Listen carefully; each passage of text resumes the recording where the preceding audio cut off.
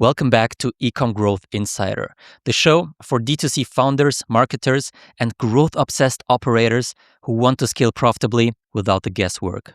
Today's guest is Sebastian Valiente, one of the sharpest minds in performance creative right now. He's helped brands scale to 300K, 400K to 1 million per month in revenue by systematically unlocking new messaging angles that break through plateaus and drop CPAs. I deeply respect the way he thinks about creative strategy, consumer psychology, and scalable ad systems. In this episode, we unpack the real reasons why brands get stuck at 500K or 1 million per month, and how to break past it with smart creative strategy and not just more content. If you're running paid ads or trying to scale a D2C brand in 2026, this is one of the most valuable episodes I've recorded so far. Let's dive in. Sebastian, how are you doing? I'm good, man. How are you? Yeah, doing great. Do you want us to give us a quick rundown, like how did you get into performance creative, and what kind of brands are you helping to scale today?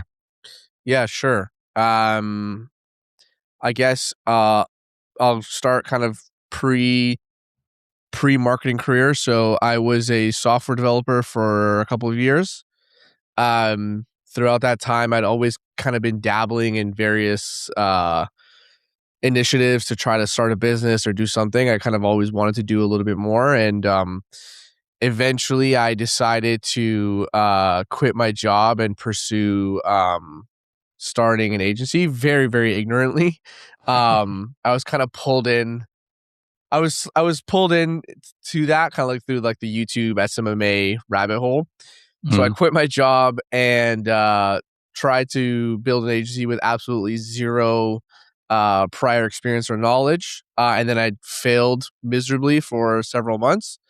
But eventually I decided to actually attempt to gain some real skills. And so I started offering to work for free for various e-commerce brands. And one guy took me up, and I had basically worked for free for a couple of months and just doing everything I could to help grow his brand. So I was launching ads, launching landing pages, sending emails. And I had been, prior to that, I had been like consuming a ton of content and like studying. Like, so I had a lot of the theory on like how to run ads, how to make ads, good ones.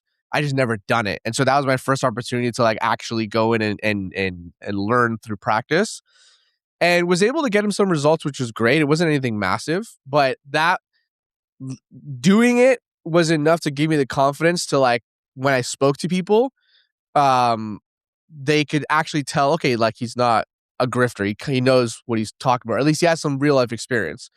And so anyway, from that free kind of gig, I was able to land a freelance role, and then eventually landed my way at an agency as a kind of, I guess, as a media buyer. And about 8 to 10 months after that, I became a director at that agency. And then I quit that in 2024, September-ish. And I went to go be a head of growth at a pet supplement brand. I helped grow them to $1 million a month, and still working with them. And then that was my segue into what I realized from there was like, I really enjoyed working with multiple brands at the same time. There was just so much more learnings that were happening. And so that was sort of my segue into, I guess, starting what is now GrowthPod, which is still very young.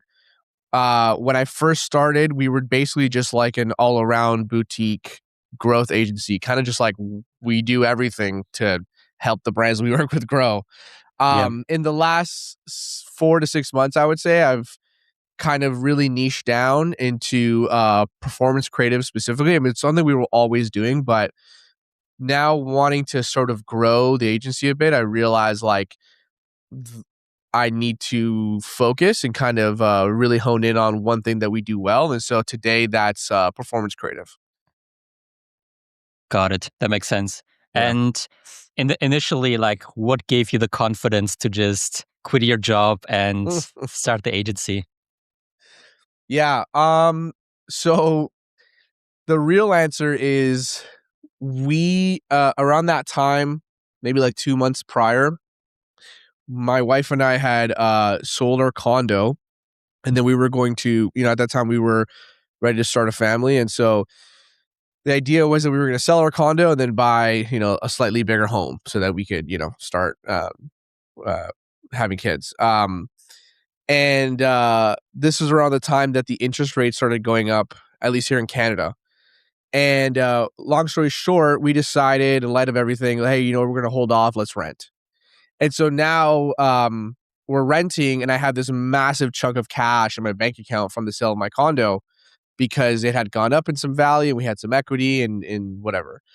So I had a massive stack of cash in the bank all of a sudden, and it just kind of like dawned on me, like, up until that point I had tried a bunch of things, but my struggle was always I never feeling like I had enough bandwidth to really pursue other things. And that's probably not true, but that's just how I felt. And so I thought that was my opportunity to, like, what if I gave a real attempt at something, quit, and just did something like full time? Like, could I make it work? And that money was there as sort of as a cushion. And so I was like, even if it fails, we have some money to live on. I can go back and get a job. That was the idea. And yeah, that's kind of what pushed me to go and do it. Obviously, I was consuming courses and content, so like I said, I had a lot of the theory. I didn't realize at the time that was nowhere near enough. But that plus a little bit of that cushion was like, okay, cool, I'm gonna go and give this a try. Yeah. Hmm. And now that you have significantly more experience and launched a new agency, like looking back, what do you Mm. think were like the biggest gaps or the issues why it didn't work out initially? Yeah, I mean, it's pretty simple. It's just like it's so obvious, which is just like, um, if you don't have legitimate value to offer people, like, no one's going to want to work with you. Now, there are some people that like are so good at like schmoozing and like talking that like they can get past that. I can't. Um, I always felt it was so obvious. Like, looking back, it must have been so obvious, people talking to me, that like you're saying things that are right, but somehow I feel like you at the same time don't know what you're talking about. And it's true because I didn't have the actual experience. So it's like, um, that was a problem. I didn't have anything to actually offer people. I had no legitimate skills. I had no real value to offer. And so I honestly, ultimately it came down to that. I think, yeah, Yeah. I imagine you were like talking to those businesses, founders, whatever, and you didn't believe yourself that you're able to do it, but you tried to sell them on exactly. something. That's Yeah. what it's like you. I was saying a lot of the right words, but the confidence was missing, and I honestly believe that like that is what made it not work. Is like they didn't believe me in one sense. You know what I mean? Yeah. Um, and what gave me that confidence was just doing it, like just actually acquiring the skill set, and so looking back, it was so stupid. Like, if I had just uh spent some time actually, just doing the work and learning, things would have turned out much differently, but it is what it is. Yeah.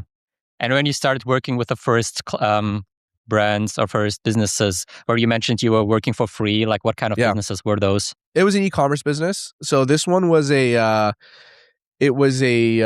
shoe product. It was like basically, like sneakerheads, they have their shoes, their Jordans and things like that, and they obviously are trying to preserve them.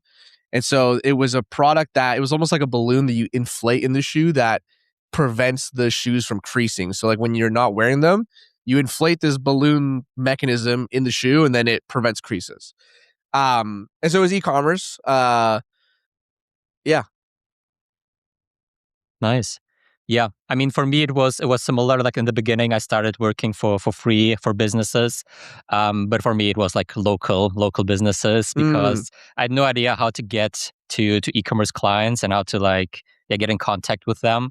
right. So I basically just reached out to like local businesses in my area, like gyms and stuff like that, and just Yeah. offered to run their ads for free. Yeah. Um, and then later on, like got into e-commerce. Yeah, you know what? For me, it was a little bit of luck. So I mentioned I was a developer. when I was doing software engineering, I dabbled a little bit in like coding NFT projects, if you remember when NFTs were a thing. Yeah. And one of the dudes that I was kind of working with ended up starting an e-commerce project. And so like it just kind of worked out that way.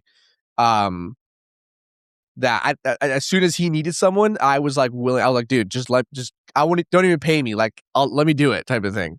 And so Yeah. it worked out that way. At the same time, I was like, for months, I had been like dabbling in the e-commerce community, connecting with people on LinkedIn, consuming the content on Twitter, etc. So like I was in there.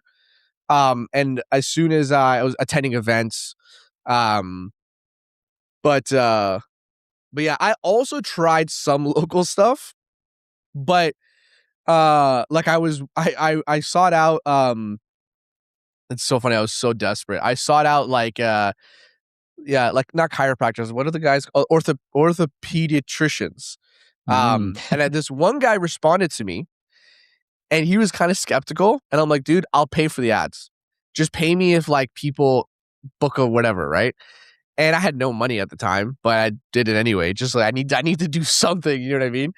And that didn't last long. But yeah, like I said, I think I had always had my sights set on ecom. Even when I was like years prior, like learning meta ads on the side and stuff like that, I was always kind of doing it within the e-commerce realm, and that was always kind of my interest. So yeah, I kind of positioned myself in a bunch of communities, and so it ended up working out that I was able to like kind of like break in, if that makes sense. Yeah. Yeah. Nice. And now going a little bit more to the e-commerce side of things, like what do you think are the most common reasons that you see brands plateau at like 200K, 500K, or even like 1 million per month? Yeah, the thing is, yeah, I mean, all of those, it's like, it's so nuanced, right? A 200K a month brand versus a 500K versus a 1 million. They could all have various reasons as to why they plateau. I can start towards let's say the $1 million months, because this is something I deal with some of the brands that we're working with now, and it obviously still varies brand to brand. One of the biggest levers that we're trying to pull right now for 8-figure brands is messaging diversity. So if you have let's say we have a brand that has been able to scale to $1 million a month, and it's really based on, let's say, one or two um main angles / personas / messaging points, and that's worked. What we're trying to do now to unlock ultimately more spend at the same CPA is essentially trying to unlock like net new angles entirely that we can spend into. This is something that, even honestly, it's kind of something that I've been learning even in like the last couple of months, which is like how I understand messaging diversity has even changed, because what we've done for a while has been like, okay, you have like this like main angle, and like let's try to find new sub angles within that that are different to the main talking point, but still within this umbrella or like theme of messaging. And we would find winning ads, let's say, doing that, and they would take spend. So in one sense, they would be winning, but they wouldn't allow us to spend more. So typically, we operate within a CBO structure. Everything just goes straight into there, one campaign typically. And so we would have ads that do take spend, but they weren't able to necessarily enable more spend at the campaign level overall. And so it's like, oh, we are doing messaging diversity, we are doing new angles, and that was true, but basically they just weren't diverse enough. Whereas now, what we're trying to do is like unlock completely unique net new angles unrelated to what the main thing was, to try to essentially open up new pockets of spend, if that makes sense. So that's a massive one. And that's the most sophisticated one, I would say. What I find, the smaller that you get, the problems become a little bit more, from what I've seen at least. It's a lot less like it's almost like So a lot of times it's not even real constraints. It's just a lack of understanding. It's a lack of data interpretation. So I talk about this a lot. I've written about this quite a bit, where like I've operated within businesses where we were able to like basically double the business without doing anything. It was like the problem was that the brand owners didn't know how to interpret the data. They didn't know that, oh, wait a second. So if I look at if I'm just profitable on first order, and I have margin on that first order, I can just continue to spend and my contribution margin will grow, even even though my MER might come down. Let's say I still have contribution margin on the first order, so I'll still make more money. Or another one that has come up has been them not realizing that their meta spend is driving revenue and profit on Amazon. And so they interpret Shopify data in a silo, and they're like, oh, well, every time I increase spend, my Shopify sales aren't increasing with it. But it's like, you don't see like, oh, it's actually happening over here. And then when you look at it all consolidated, it's like, oh, actually we can like double spend and we'll be fine and we'll make more money. That a lot of the issues in the lower range I find tend to be like data interpretation issues, less than like we need to do something different, if that makes sense. I know that was a lot, but yeah.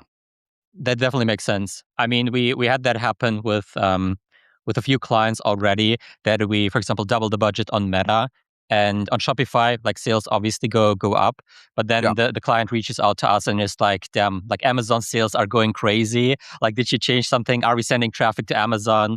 But it's just like the byproduct of like spending more on Meta, because obviously you reach significantly more people, you get way more awareness, and a lot of people just search for the products on Amazon. Yeah, 100%. Yeah, and then if you consolidate the data, you realize, oh, we're killing it. If you just look at Shopify, it's like, okay, this looks bleak, turn it down. But when you consolidate, it's like, oh, we can actually sustain this and maybe more, right? So yeah. Yeah. And the other thing with the MER going down, but the like contribution margin going up, that's in the end, it comes down to balancing like efficiency and absolute returns, because obviously like the efficiency of the ads might go down, but the absolute returns and the profit that you're making is going up. So it still makes sense to scale. Yeah.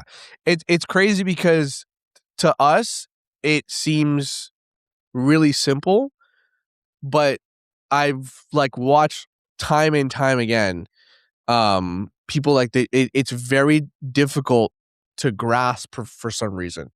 And so it almost feels kind of like not unfair. I don't really know, but it's like you come into a business and they pay you money and you're like, oh, actually we could just turn this up and that's it.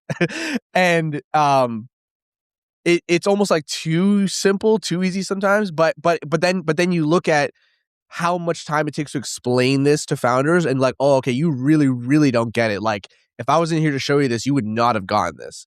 But yeah, it's surprising how hard it can be sometimes for founders to grasp that. But yeah.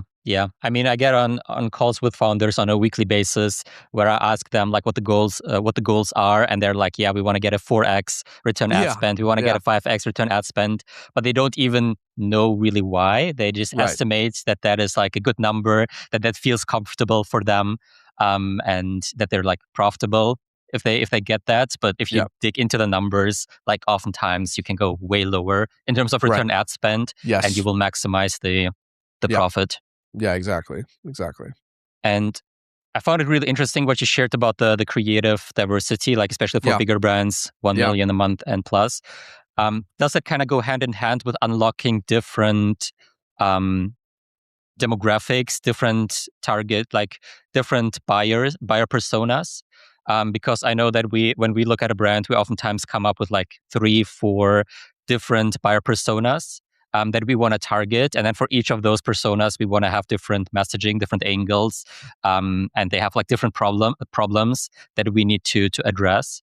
Does it go hand in hand with that, or is it a different approach? I would say it's definitely related. And these terms, everyone has different ways that they define these terms. So when I hear persona, I obviously think of like a profile of a person.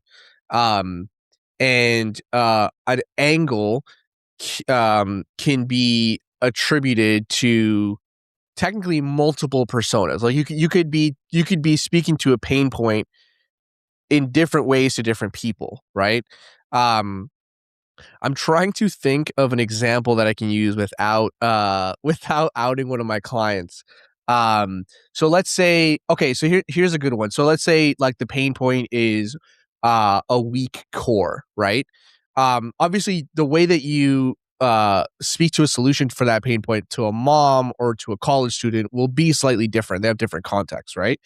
Um, what we're finding though is the so let's say if I'm positioning a fitness product as a solution to, let's say, the pain point, which is a weak core, I could speak to that different. Like I said, you speak to a mom differently than you would a college student. To me, those are what I would call kind of like sub angles, right? So it's like problem is weak core. Solve a weak core for whatever, like when you're so that you can be a better mom at home with the kids, or like so that you can whatever, look good if you're a young guy college student. But yeah, I'm trying to think here. Hold on, I want to make sure that I say this correctly. So those would be potential sub angles under an overarching pain point, which works well to find winning ads. What I'm finding though is when we plateau, the sub angles basically don't cut it anymore because they all kind of fall under one overarching theme. And because a persona is tethered to like the way that we categorize our ads is not by persona. That's the thing. We categorize them by angles / messaging themes, if you will. And so you could be doing multiple personas under the same messaging theme. I think that you'll still hit that plateau in certain cases. What we're trying to do is unlock completely new themes. You might still be speaking to the same personas technically, like the same type of people, but you're addressing a different problem or desire entirely from, in this case, let's say a weak core. Does that make sense? It does. Yeah, definitely. But can you give a good example of like what for you a theme is, and then Sure. what the sub angles are? Yeah. So okay. So I'll give you an example. So in the pet niche, for example, certain dogs get have this, or senior dogs get this problem called benign lumps. So sometimes dogs will develop lumps on their bodies that are benign. They're not going to kill them, but owners don't like it. They want to get rid of them. And so there are various sub angles under that. Well, okay, you could speak to the fact that, let's say you have a product that solves this, a supplement. You could position the product as an alternative to, let's say, surgery, which is usually what dog owners would have to get into to be able to get those removed. You could you could position it as an alternative to that. You could, or you could even just inversely or similarly kind of like twist the knife on the pain points around surgery. And so you could be like, not just, hey, do this instead of surgery, but hey, don't do surgery because anesthesia can be harmful to senior dogs, or it's super costly, et cetera, et cetera. To me, those are all sub angles under the overarching messaging theme, which is lumps and bumps, benign lumps and bumps as a pain point. So even though the messaging and what you're saying is different across the ads, they're still under, to me, this one big category of lumps and bumps. And so what I'm saying is a completely new messaging theme would be like longevity. Here are ingredients that whatever that can help your dog live longer. And now that is the new desire and pain point. Those are completely separate categories of messaging. And you might have personas that overlap across both, but the overarching theme of what you're talking about is completely different. So that's what I mean. So it's like within an overarching category, you can be diverse in what you're saying, yet still be under this really big umbrella. And so it's like what we're trying to do now to kind of break plateaus for the bigger brands is like open up new umbrellas entirely of messaging. Okay. So would you say the overarching angle is always about like one specific pain point, one specific dream outcome, and then basically Sure, the sub generally. angles are digging deeper into that pain? Exactly. Yeah, exactly. Yes. Yeah. Okay. Yeah. Okay. Interesting. Yeah, because I definitely noticed that there are a lot of brands that have like one main angle and then they attack that from like 10 different approaches, 10 different sides. And then at some point they just can't scale anymore because that angle is dead, or Yeah. the audience pool that they're like getting with that is just too small to Yeah. scale. Right. Yeah. Or like, I mean, like the way that it usually we see it comes out is like you just can't spend more without things breaking. And the thing is, there are other levers that you can pull, right? But are there other levers that will allow you to, increase spend by 50%? I feel like this is one of the few that like will allow you to do that.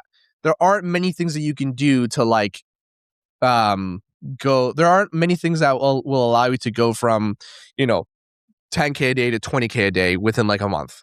Like unlocking completely new buckets of messaging to spend into.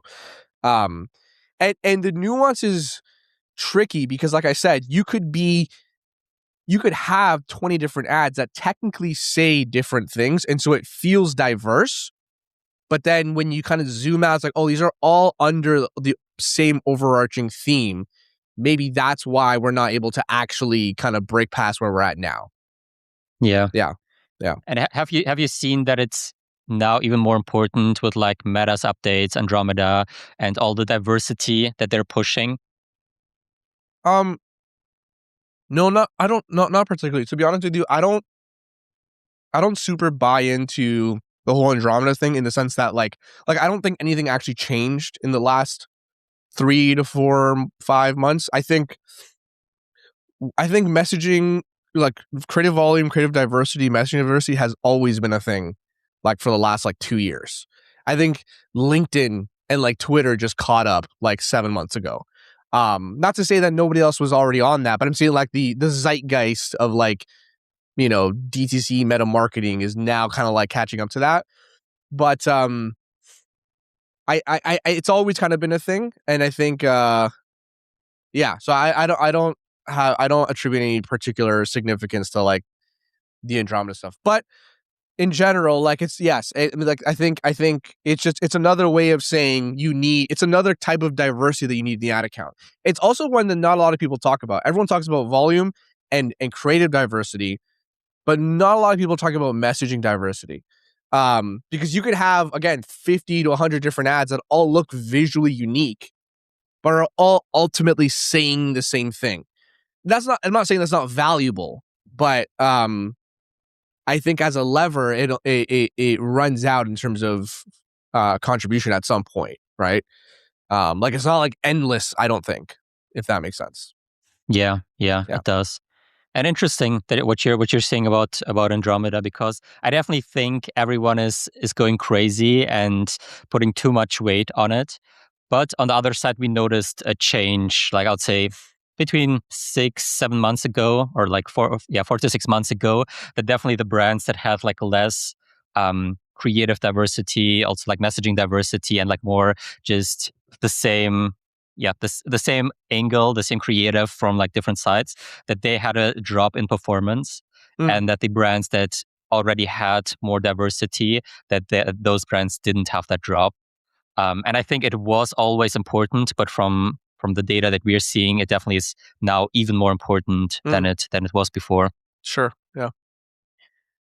Now, for you, like, what does creative strategy mean, and how do you come up with a creative strategy for a new brand that you Yeah. work with?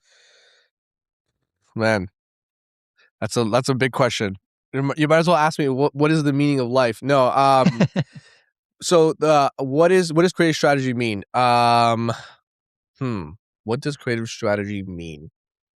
Well, I think that, I mean, I don't know if I could define it in a one-liner ultimately, but for us, it ultimately comes down to, I would say there's kind of like 3 stages, right? So there's um there's the research phase, and trying to understand the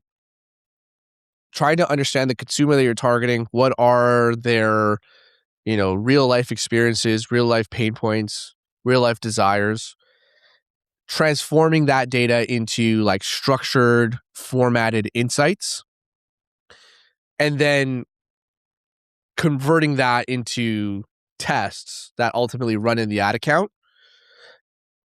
And then obviously having a feedback loop. So research, you structure insights, test, find a way to prioritize those insights, however you want to do that, start testing, and then feed that data back in, the performance data back into that cycle, to then inform your next tests. At a high level, that's ultimately what it comes down to. Now, you could obviously, like zoom into any one of those stages, and there's a whole other like branches and branches of various skill sets and things to do, like within, deploying ads. Is like you got copywriting and video editing and static ads design, and those are all conversations of their own. But at a high level, that is how I would describe the creative strategy process, and that's our process. I mean, at a high level, it's like raw research, format insights based on what we know as creative strategists, figure out a way to sort of prioritize those insights. And by that, I mean, like, you could come up with 100 different insights from your research, but which ones are you going to test first and why, right? And then obviously once that gets ready, that goes into a brief, and then the ad production process starts, which is a whole other thing. But yeah, that's what I would say. Yeah. And what would you say are some overlooked sources in terms of getting those creative insights, especially in the beginning when you do like the research? Overlooked. Well, I think everyone already kind of knows that, Reddit reviews are some of the biggest ones, forums and things like that. I think social comments is obviously a big one. It's a lot harder to find those. I don't know that it's funny, and this is something that we're kind of thinking through more right now, which is like it no one has a problem with pulling data. I think everyone, but I think we're all still trying to figure out, like I said, it's the second part after that's like, how do you actually prioritize that data strategically, meaningfully? Meaning, like, anyone can like pull up Claude Code and be like, hey, go find me information about this. That's going to pull you 100 different sources and this, that, and the other. But then the question goes, okay, so what are you going to do? Just test 150 insights across 4,000 ads? It's like, you could. That's super inefficient, but you could. I guess cost cap guys might argue that. But I think the real skill is like taking all that data and then figuring, okay, what do I have the most confidence behind and why? What's his name? Eugene Schwartz talks about mass desires. So like that's an example. It's like how, understanding psychology, consumer psychology, for example, to be able to be like, hey, okay, we have 100 of these insights. Which one of these associate the most with some mass desires that I'm aware of? As an example, I think so that process is probably the most overlooked one. But yeah, I would like, we don't have a problem these days. I don't think anyone has a problem these days with pulling data, I would say. Does that make sense? Yeah. Definitely. And how do you balance like creative volume with like quality, like really prioritizing and figuring out what works? And like if a brand asks you like, how many creatives should we test? Like, how do you approach that? Yeah. Oh, those are two different questions. So how do we balance creative volume? And then if a brand asks me, so I guess I'll answer the second one, which is like, I guess it depends on, obviously this assumes that creative is your problem, right? Because if creative isn't your bottleneck, meaning like, and I don't just mean like the ability to produce creative, but like some brands, like the reason they can't grow has nothing to do with creative, like we said earlier. Like, you have, your ads are fine, you just don't know how to interpret your unit economics, right? Assuming that creative is your problem, How many ads should you test? I would say, I mean, there's probably a point, there's probably is too much. I don't know what the number is, but like as much as you can, I would say. I have no problem. And obviously it also depends on your account structure. Like if you're running ABO, so yeah, so like I would say when I say as much as you can, I'm operating within like a highest volume CBO mentality. If you're doing ABO and you're allocating budget to each individual test, I mean that I don't know. That's harder. I'd have to think about that one more. But generally speaking, as much as you can, I mean, for some of our brands, we're launching let me think, anywhere between 30 to 40 concepts a week. So multiply that by 3, whatever, 100 to 120 a week. And those are accounts that are spending, let's say, between 8 to 10K a day type of thing. So it's a lot for they're not spending that much. And I think most people will say that we're testing a lot, but it's not like every single individual concept is getting spend, right?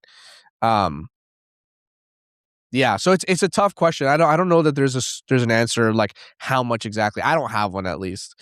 And then your other question was how do you balance volume with quality? Yeah, that is how do we balance volume with quality? The thing is we built like for us, the system that we've built for producing our ads, quality kind of is a constraint within it, meaning you could only produce ads that would pass our quote unquote quality check, if that makes sense.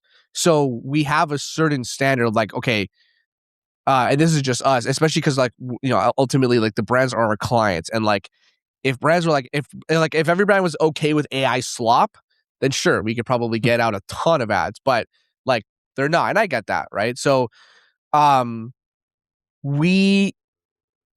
we have like this minimum standard for, and this is purely like aesthetic as well, that I'm referring to right now. Like I would say we have a somewhat of a minimum standard for like, okay, like our ads need to pass a certain threshold, and if they don't, they're just not getting approved, basically. So yeah, I don't know if that answers the question, like how do we balance volume with quality, but like we kind of built it in as a check into our system. So I don't want ads going out that we're not going to be proud of in one sense. That doesn't mean that they're all beautiful, but it just means that they're not all like, it's not like, I honestly think like the new low is just like pure AI slop. Like if it just looks super obviously AI slop, it's like, yeah, for us, it's just not going to pass. That doesn't mean that it won't work performance wise, but it just doesn't pass. So does that make sense? Like we kind of implemented like a minimum quality that you have to pass, be able to get it out. Yeah, it definitely makes sense. And when you come up with like completely new angles and you're testing, do you still like, even though you have like the quality threshold that they have to pass, do you test them like more dirty and quick just to see like whether it works or not, or do you still invest like quite a lot of time into making sure that the quality is right? So I would say we do everything pretty quickly still. So this is what I'm saying. So it's like we're in one sense, we're maxed out in terms of like we work as fast as we possibly can already. So everything flows through that, if that makes sense. So it's like, no, so we don't necessarily drop the standard for like stuff like newer tests, but that's okay because we're already extremely fast. Does that make sense? Yeah. Yeah. And is there a specific type of creative that you like to start with when it comes to like testing new stuff? Definitely. So we're, as an agency, we're predominantly focused. I mean, this is a good context to give. So I mentioned that we're performance creative, but we're not only performance creative, but we've kind of our huge focus and all of our systems on the ad production side are built around static ads primarily. And so a big part of the reason for that is because we were able to like build a system that kind of does everything that I just said, ensures quality, but volume as well.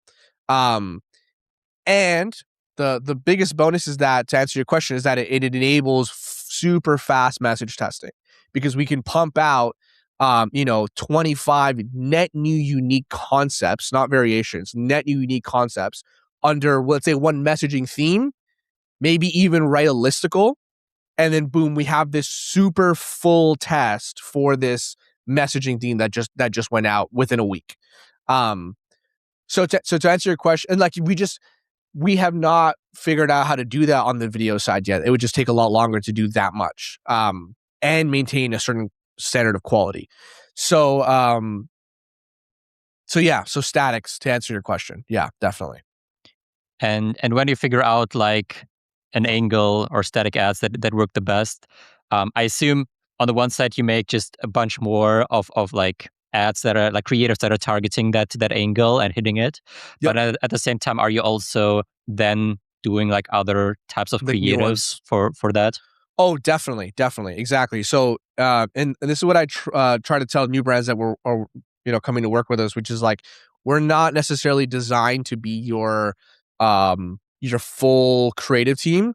We're more so there to provide volume and help you double down, but really to unlock messaging and then double down on that messaging. But once you have that insight and you know what's working, it's super prudent to, okay, now let's start investing in creators, high production content, like podcast ads or VSLs and this, that, or the other. So we're not the ones that go and do all of that, but it's definitely, that's the right move. It's like, once you unlock, okay, cool, we know this is a whole new segment of messaging that we can tap into, then it's like, drop everything else, we're just doing this and put all resources here, type of thing. Yeah. Yeah. How do you really know that an angle is working? Like, obviously positive like contribution margin, and I assume that you're able to scale it to some degree. Well, this is where it gets tricky, right? Because let's say if you're an 8-figure brand and you're spending 10 to 20K a day on one angle, and again, let's assume for the hypothetical scenario, you're running a CBO.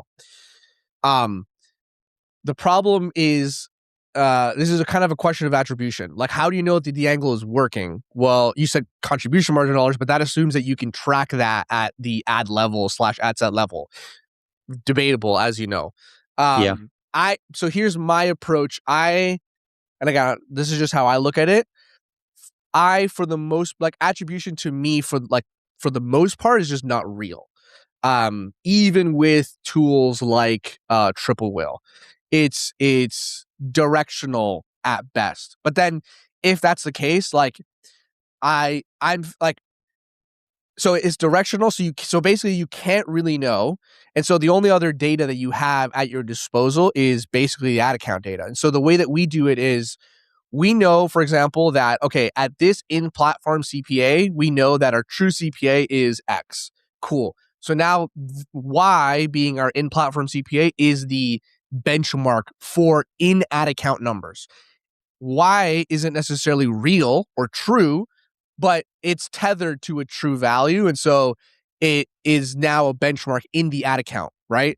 So to answer your question, so if our in-platform CPA benchmark is $80, if new ads going to new lander / PDP are getting significant spend and matching or beating that in-platform CPA, then it's a winner, is how we would do that.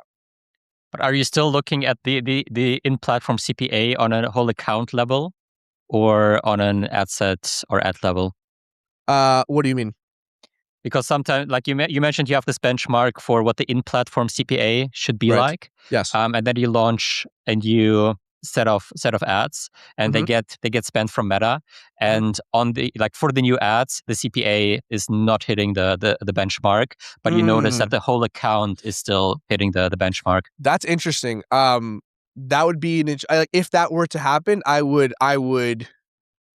not write off those ads. If that was like demonstrable, like you could very clearly see that was happening, then I would be like, okay, cool, this is doing something positive, let's keep it. I haven't had that happen, but yeah, I would, if that did happen, I would agree, like, no, that's probably a win too, for sure. Yeah. Yeah. Do you have an example of an angle that like crushed it and like surprised you, like you didn't expect it to work, but it just worked? Um, hmm. Let me think. I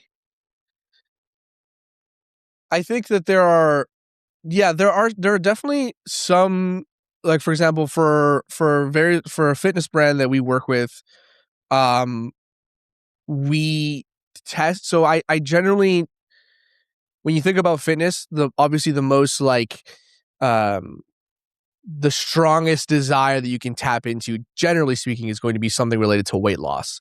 And so that's something that we kind of have been testing more around without making crazy claims. But it's interesting when even testing things like speaking to like people that have like lack of commitment, or kind of like the typical scenario where someone commits to some kind of type of workout and then gives up on it in whatever, in a couple of days, stuff like that. That seems, to me at least, uh yes, it's obviously things that people go through. Is it a strong enough problem that will provoke someone to purchase? My initial thought would have been like, no. But there are angles like that that end up popping up. It's like, oh wow, that's actually working. Cool, interesting. um that's one I could think of, I guess, off the top of my head. Yeah. Do you ever get brands that they don't want to test a certain angle that you propose? um Not yet. Not yet. That I don't think that this happened. We obviously get brands that, will give us guidelines like, hey, like you can't, like for example, like you can't mention other brands. And I understand that. It's like, okay, cool. We're not gonna. But no, not that hasn't, for the most part, been an issue on our end, I would say. Okay. What would you say is the biggest misconception that brands have about performance creative? Or what do you wish they, like, brands and founders would understand more about it? Hmm. I think people, it's not even just brands and founders. I think it's everyone that's not a performance marketer.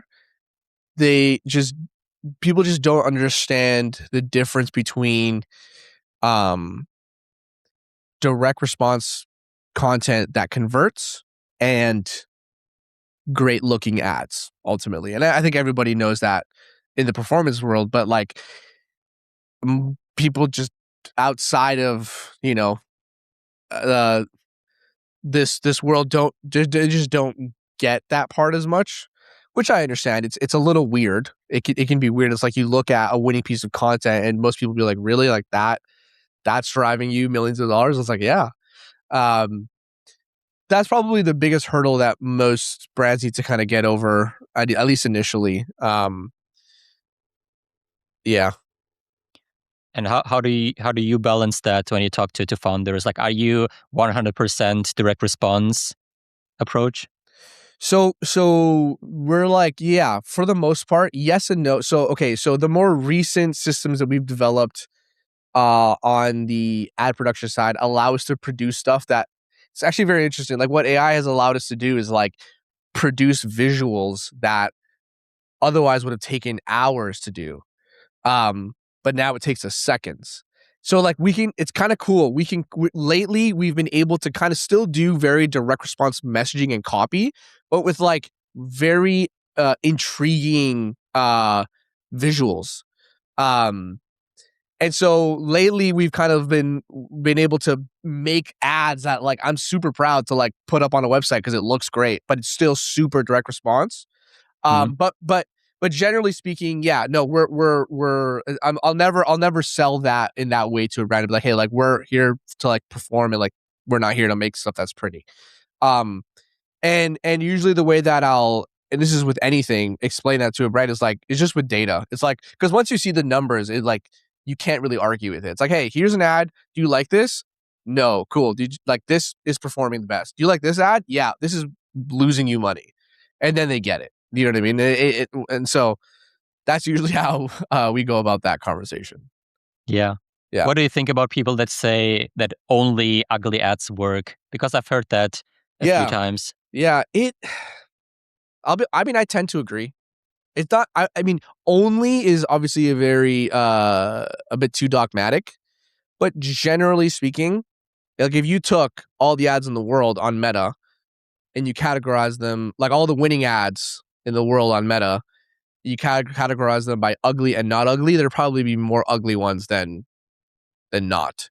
And why do you think that is?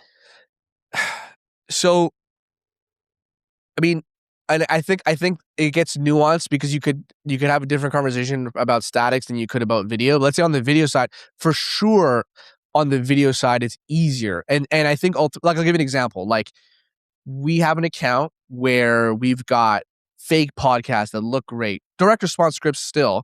We've got VSLs, and all these are working and taking spend. Don't get me wrong. Fake podcasts, VSLs, founder ads, statics, and all that's great and working. And then this girl pulls up in her car, sets up the phone, talks for like a minute, zero editing, no B-roll, nothing, and it just boop straight to the top of the ad account. And like, why is that? I don't know. I think there's an element of like, I think it's probably just authenticity. It's like I think we just easily, there's like a filter, and you know what Barry Hott talks about this. Like there is a filter in our brains that like it's like an ad filter. It's like if you get the sense that you're being advertised to, your initial instinct is to like swipe, right? And obviously, if you can, you know, speak super well to a pressing need, then you can get past that. But you have that working against you. But a super ugly video of like just someone just talking in their car, it's like that passes that filter. Eventually you might realize it's an ad, but you've already made it past the initial filter. You're already 5-10 seconds in. You know what I mean? Yeah. So yeah, I read something recently too, which I think is true, which is that a lot of the time, because like this even extends to like landing pages, where it's like a lot of the time it's not even that it's that it's ugly. It's that when you're trying to make it pretty, it sometimes even just makes it harder to read, or it's much less like scannable.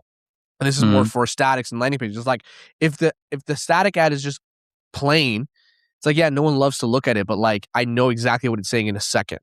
Versus if it's like super nicely designed, you've got these nice fonts and it's like 3 different fonts and like they're all spaced differently. It's like it looks great, but it probably took me a couple extra seconds to read it. And I bet that plays into it as well, you know? Yeah. And talking about the authenticity, what are your thoughts on AI generated ads and more specifically AI generated UGC content and video ads? Well, I mean, it's already like you could like, yeah, so it's so close. I mean, it's already there in many ways. It's obviously not perfect, but if and this is kind of goes with AI in general. It's like the capabilities are actually already there. It's just that people don't know yet en masse how to leverage them, how to extract them. Meaning, like Sora or Gemini can create pretty realistic looking videos. Like by realistic, I mean like UGC looking type videos. Now, a couple of things. Do you know how to prompt it well? Do you know how to give it a right reference starting image? That's like level 1. Okay, can you get past that? Cool. But then the next problem that you'll usually run into with like Gemini or Sora, and right now the biggest giveaway on any AI video is not the visual, it's the audio. It's like when they're talking, it's funny that they haven't been able to fix this yet. I don't think we're far from them fixing this though. It's like you can very clearly tell like there's something weird going on with the audio, and it usually comes out in the voice. But, and I've seen this, if you're sophisticated enough and you know how to first replace the dialogue with something from 11 Labs, now you have something a little better. The problem though, and I didn't mention this, but prior to being a software engineer, I was an audio engineer. So a lot of the things that we would do as an audio engineer was like, if you worked on a film, let's say, and it was a scene of 2 people talking in a room, sometimes what will happen is an actor will get lines wrong or they need to change the lines. And so they'll go back into a studio afterwards, re-record their lines, and then the audio engineers will place it back into the scene as if they're saying it then and there. Part of what they need to do to make it feel real is because if you just take a professionally recorded, script and just plop it into a dialogue in a room, you're going to know it's off because like this guy's voice sounds like he's in the room. The other guy sounds like he was recorded in a professional studio. So what they do things like they will muddy up the voice a little bit. They'll add like reverb, really short reverb to the voice to make it sound like he's in the room with the other person. I say all that to say, if you're sophisticated enough and people do this, you could do the exact same thing on UGC. Like replace the voice with a voice that doesn't sound odd, add room tone to it, and now you have something that feels like incredibly real. So what are my thoughts? Like it's already there. It's extremely usable. It's not perfect, but it's pretty close. And that's both cool and obviously kind of scary. But yeah. Yeah. How do you see that from like a moral standpoint, and also like long term? If we imagine like, I mean, I don't think it will take a long time, but like in 3 to 6 months, when every brand can pump out like realistic looking UGC content that is just completely fake. Yeah. So what's the question? How do you see that from a moral standpoint, first of all, and then like where do you see the industry go over the next like 3 to 6 months? Yeah. That's a great question. I think like ethically, like as it depends on what's being said for sure. It depends on what's being said ultimately. Like there are probably certain scenarios where if you're like straight up fabricating, like, okay, I'll give you an example. Like if you create a UGC, a video of, the thing is, all the same things that would probably be wrong in, normal UGC would be wrong with AI. Like, so like if you create a video and it's like a normal dude, but you give him a lab coat and you're like, hey, my name is Dr. Mike. My patients, here's a study that I did on my patient, and this is what we found. It's like all fake. It's like whether it's AI or not, like you probably shouldn't do that, right? Outside of that, though, it gets grayer, I would say. I mean, because ultimately it's no different than normal UGC. It's no different than a normal person making claims, an actor making claims. It's just that it's not a real actor. So I would say any qualms you have with, let's say, using AI UGC to write ads, to be consistent, you'd probably have to apply it most times to just normal UGC, if that makes sense. Yeah. I will say on LinkedIn, I made a post on LinkedIn and I took a picture of myself sitting at my desk and then I regenerated it to put like the Flash costume on me. And then when I posted it, LinkedIn added a little badge to the top left corner saying that this was AI generated content. And I honestly think that's that's what we're going to have to end up doing. Because otherwise, like, and I don't even know if that's going to be a true fix, but like, otherwise it's just going to get too crazy. Literally you just have no way of knowing if anything that you're looking at is real. Yeah, definitely. Yeah. I think Meta will implement something like that. Obviously, there will probably be ways to circumvent it and to go around whatever. But yeah, otherwise it will get messy. Yeah, for sure. Awesome. That was cool.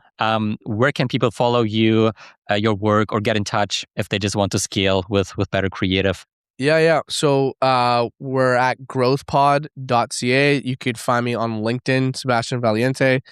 I'm mainly active there. I do have Twitter, but I'm not as active there. But you can hit me up on LinkedIn, or you can go straight to growthpod.ca and book a call. Awesome. It was great to have you on. Thanks, man. I appreciate you having me. Yeah. Then talk soon. Okay. Bye-bye.